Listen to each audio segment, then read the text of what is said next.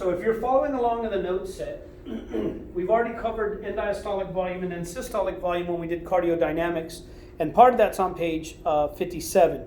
On page 58, we've talked a little bit about preload. Preload is that extra stretching of the chambers and then they snap back. We talked about that. Contractility is the force of contraction. How hard is the heart contracting? The harder it contracts, the greater the stroke volume, the greater the cardiac output. That's adrenaline. We've talked about those. The only one we haven't really talked about a whole lot is called afterload. And I want to talk about this because it's really a very important one for healthcare professionals. Now let's just, for now, I'm only going to talk about the left ventricle. If I were drawing the left ventricular muscle here, there's a pipe coming out of the left ventricle called the aorta. And eventually off the aorta, we have the coronary arteries, the right and left coronary arteries. I'm just going to put CAs for coronary arteries. As you know, the left coronary artery splits into the anterior interventricular branch, the circumflex branch. And we have the coronary arteries feeding the heart. Now, there's a valve right here called the aortic semilunar valve. When the heart is going to contract, all of the fluid in the heart, all the blood here, is going to be forced up and push at that point.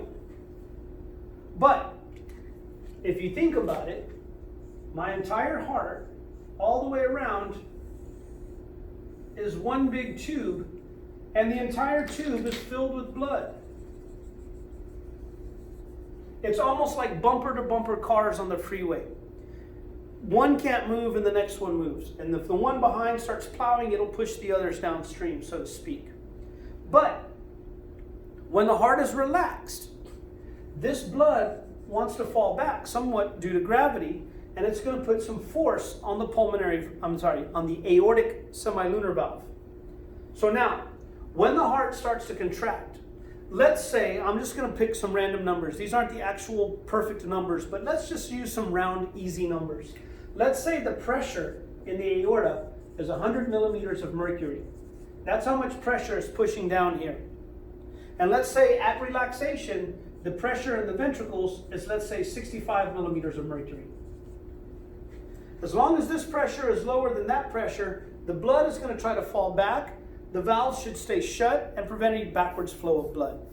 Now, when the left ventricle begins to contract, the pressure starts to rise.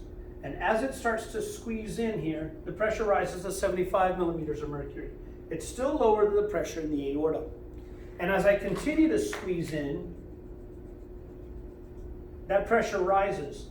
If that pressure is at 99 millimeters of mercury, I'm still not going to blow that valve open. No blood is being ejected. And this, by the way, is the definition of what's called isovolumetric contraction.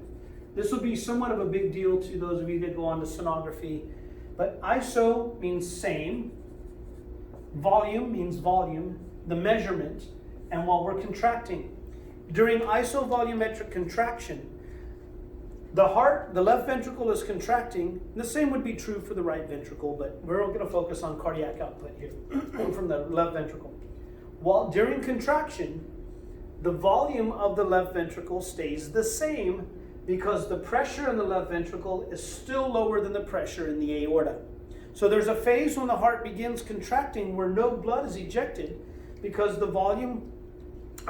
pressure in the left ventricle is lower than the pressure in the aorta.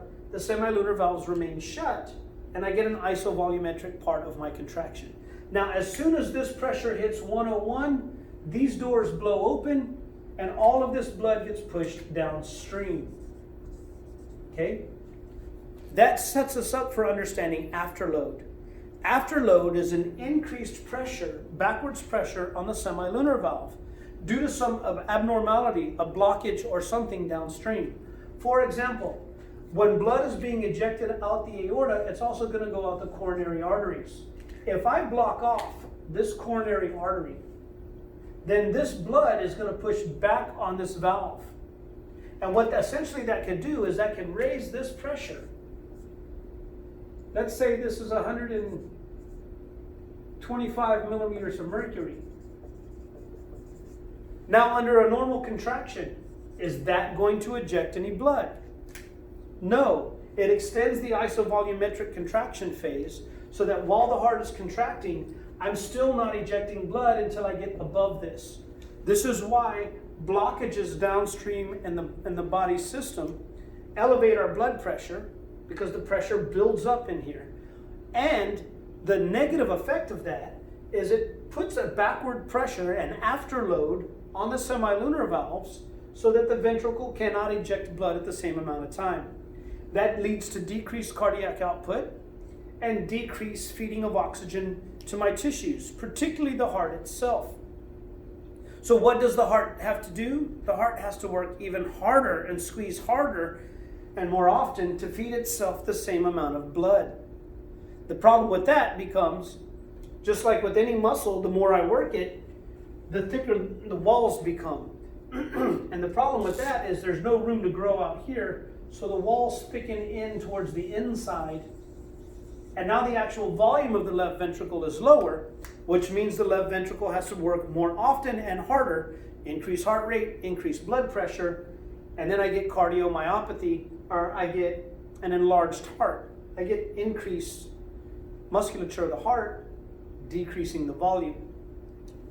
Now there's one last thing that popped in my head while I was talking about this that I did not talk about when we did cardiodynamics. So that's afterload. Afterload is an increased pressure on the semilunar valves, increasing the pressure in the aorta, which means I get less blood out of the heart. Finally, we said this in cardiodynamics, and this is an important concept. Stroke volume times heart rate. And what we know is that if heart rate increases, cardiac output increases. If stroke volume increases, cardiac output increases. But there becomes a problem with this. If heart rate increases so much that I lose the filling time. So the left ventricle has to expand and contract. And while it's expanding, while it's relaxed is when it's filling. And the longer it's filling, the more fluid I can put in it, then it can eject it. Now, what if I start increasing heart rate so rapidly that I never actually have filling time? There becomes a dangerous point. Once we get somewhere around 170 beats per minute, you should see cardiac output skyrocket, correct? Because my normal stroke volume is around 80 milliliters, right? And if I increase heart rate, I'm going to increase cardiac output. But what if, as I increase heart rate, I start to drastically decrease the amount of blood that I'm injecting? Now stroke volume is going down. And if I do the math,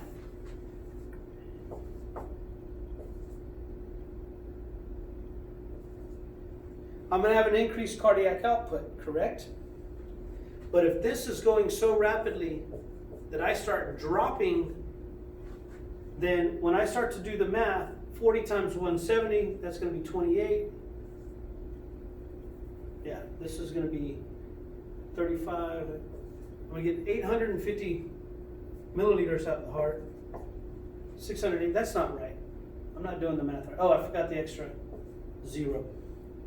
Eventually, when I get to a rapid enough heart rate, when I do the math, 21,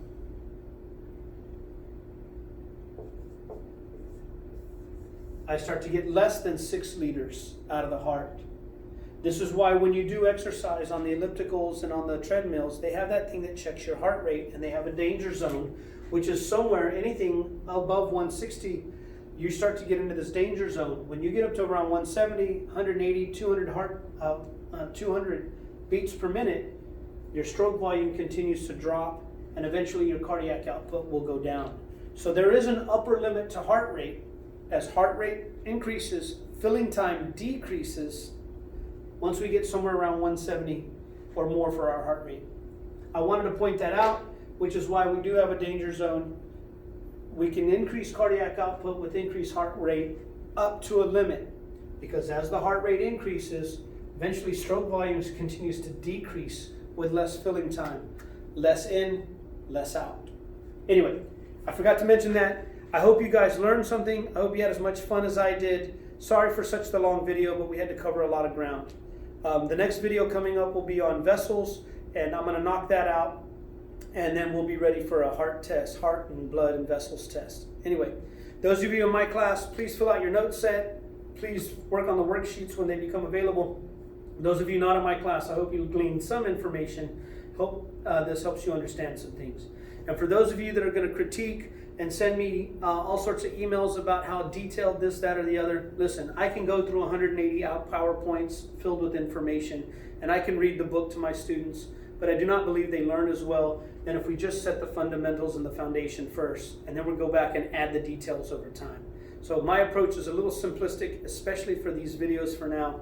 So anyway, I hope all of y'all enjoyed this, and I'll see you on the flip side.